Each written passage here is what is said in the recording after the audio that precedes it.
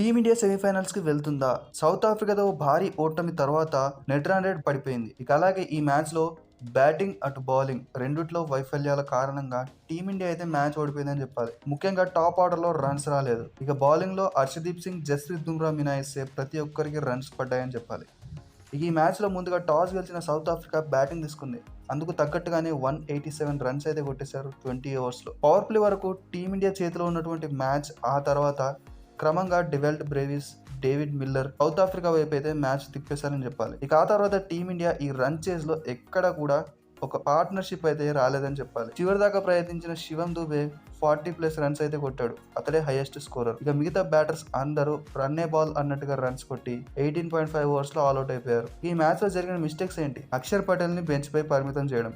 Washington సుందర్ని తీసుకొచ్చారు. 2 overs వేసాడు, 17 runs ఇచ్చాడు. వికెట్స్ ఏం తీయలేదు. ఇక అక్షర్ పటేల్ స్థానంలో 4వ స్థానంలో బ్యాటింగ్ పంపించారు. అక్కడ పెద్దగా రన్స్ ఏం కొట్టలేదు. 17 బాల్స్ లో 17 రన్స్ మాత్రమే కొట్టాడు. అక్షర్ పటేల్ స్థానంలో ఆల్రౌండర్ వచ్చిన వాషింగ్టన్ సుందర్ ఈ మ్యాచ్ లో ఏం చేయలేదు. లాస్ట్ మ్యాచ్ లో కూడా పెద్దగా పర్ఫార్మెన్స్ రాలేదు. ఇటువంటి ప్రయోగాల కారణంగానే టీమిండియా అయితే ఓటమి బాట పట్టిందని చెప్పాలి. మరోవైపు తిలక్ వర్మ మిడిల్ ఓవర్స్ లో బ్యాక్ బోన్ గా నిలవాల్సిన తిలక్ వర్మ టెస్ట్ ఫార్మాట్ లో లేదా వన్డే ఫార్మాట్ లో ఆడినట్టుగా ఆడుతున్నాడు లాస్ట్ 5 మ్యాచెస్. ఇది కూడా ఒక కారణం అని చెప్పాలి.